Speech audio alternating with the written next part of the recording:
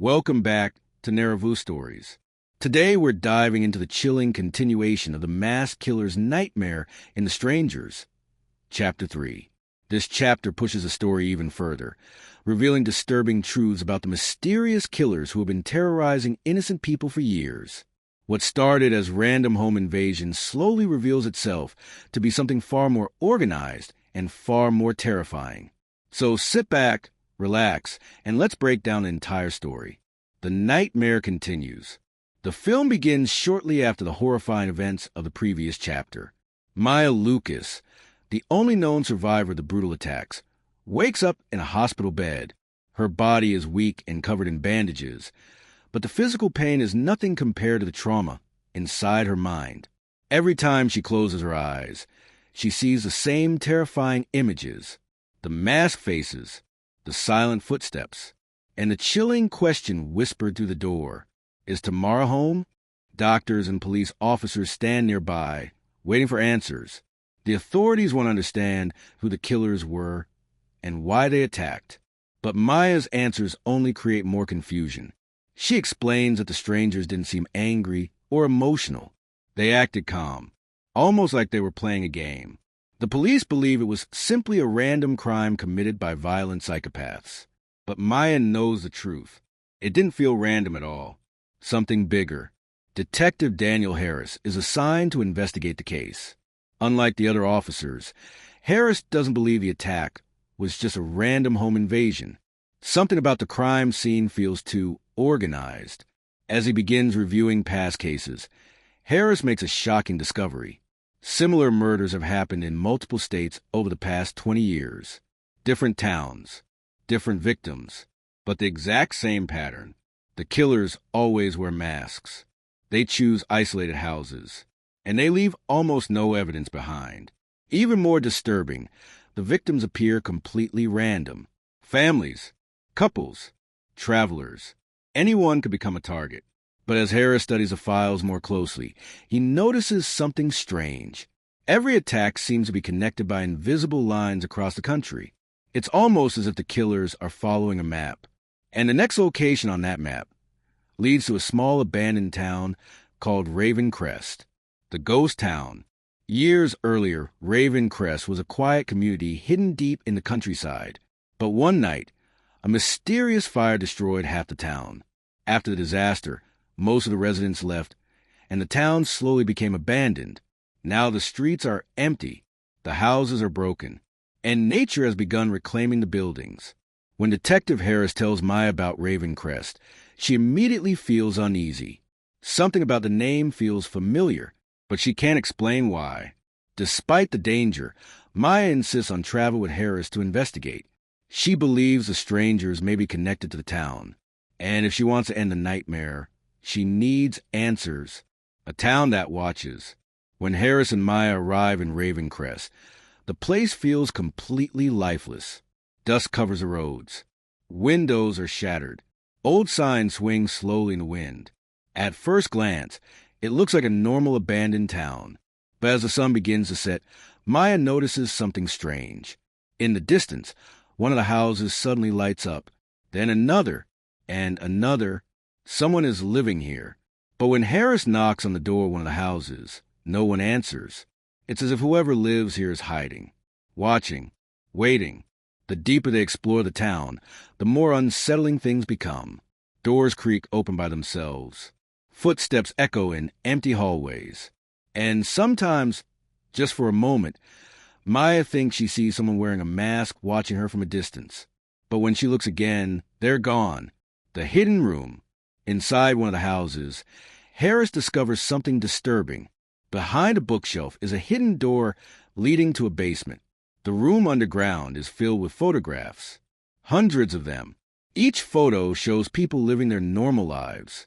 Families having dinner. Couples walking down the street. Children playing outside. But as Harris and Maya continue examining the pictures, they realize something horrifying. Many of the people in the photographs were victims of the strangers. The killers had been watching them long before the attacks, stalking them, studying them, learning their routines. And on the final wall of the basement, there are new photographs. Pictures of people who are still alive. One of those pictures is Maya. The knock. That night, as darkness spreads across Raven Crest, Maya sits quietly inside one of the houses. The town is silent. Too silent. Then she hears it. Knock, knock, knock. Her entire body freezes.